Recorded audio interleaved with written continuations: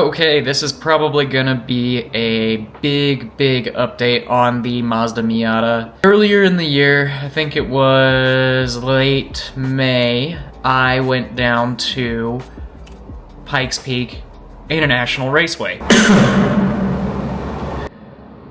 Well, that Chipotle is coming back with a vengeance. Ugh, I should have gotten the green salsa instead of the red. Anyways, it's a really cool track. It was still a very good time, but the Miata engine decided to go. So I didn't want to spend a ton of time taking apart that engine because it would take me forever and I would probably screw a lot of things up. Sure, I would learn a lot of stuff. Since this is my first time doing this kind of repair, I just decided I'm going to engine swap and we're just gonna go to a 1.6 again. So I found one on eBay. It's super low miles. It's only at 69,000 miles.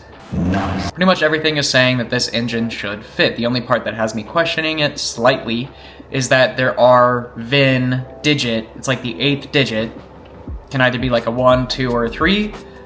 I think mine is a 1. Either way, that 8th digit does not match, but still, everything online is saying that they should work. It should bolt right in.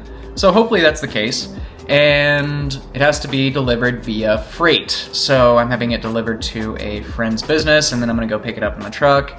The rest should be pretty straightforward. We'll get the old engine out and the new one in. You can tell it's the 1.6 liter engine, NA 90 through 97, OEM 69K miles. They did have a video on it, which was super nice, and it's from the original car. It starts up. The really good thing is that they marked the compression numbers here on the actual coils, like on the spark plugs basically. So that's super convenient and they are within range. Sounds healthy in the video. So yeah, that one sold. I got it for $1,900 with a little 5% off from eBay, which was nice. But yeah, I feel like that was a pretty solid purchase.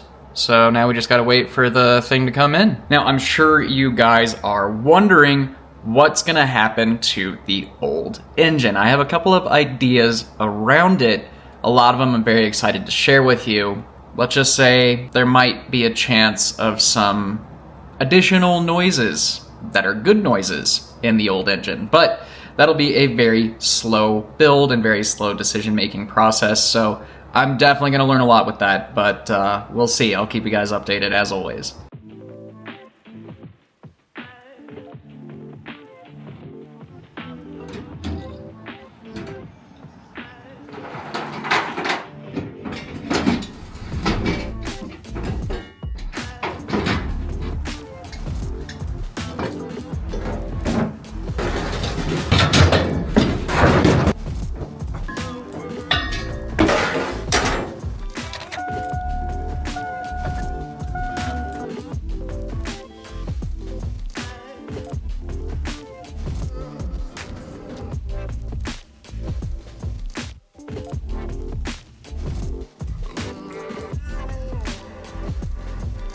Yo, I think I just got here, but is it around the back technically?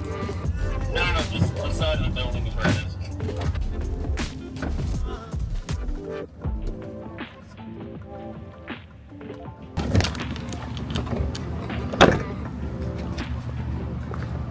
What's up, Marty? Yo, how you doing?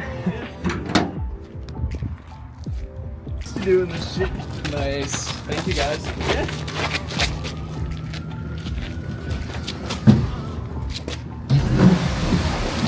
Look at the gloves. Yes. Sweet. Yeah. Are you pumped? Yeah, definitely. Right on. Dude, thank you so much. Really appreciate it. No problem.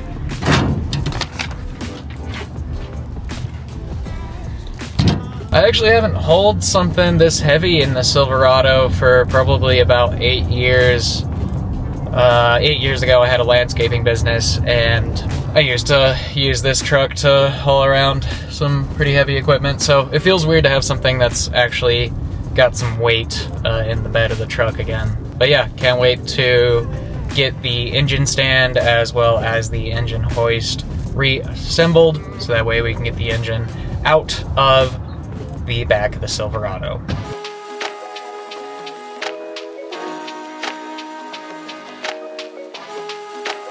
We are currently experiencing technical difficulties.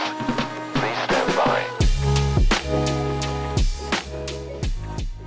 We're in a little bit of a downpour right now, which is nice. Nice and cool outside.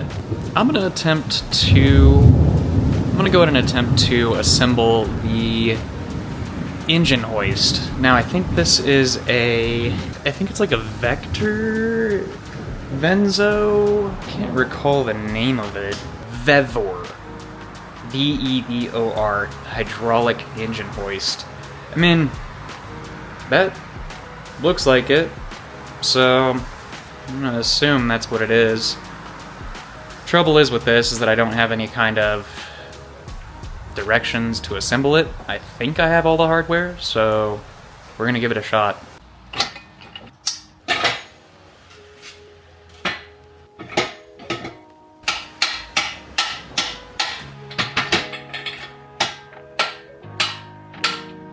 Whew, okay, got the legs on. It's a lot more narrow than I expected, which is nice. Now we'll see if we'll get the arm on top.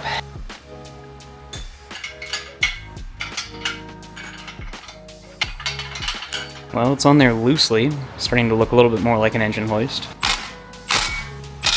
How freaking cool is that? Now we got the actual arm on it. Well, it's held in by this giant bolt. I don't even have a socket that is that big yet, so I had to use some croissant wrenches.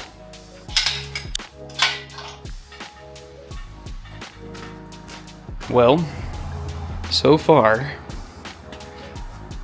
these things, like these little pieces of metal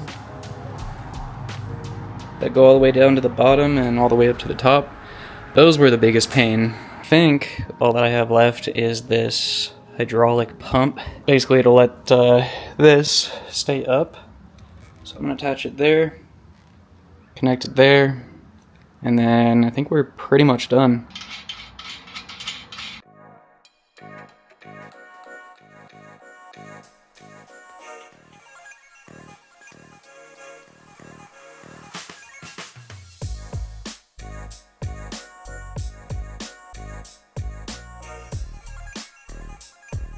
Okay, well, that's how you assemble a engine hoist without any instructions. You just kind of look up a picture of one on Google, find one that has roughly the same color, and I don't know, did the trick for me, so. So now I'm gonna move the R8 out, and we're actually gonna have this chilling on the side of the garage for now.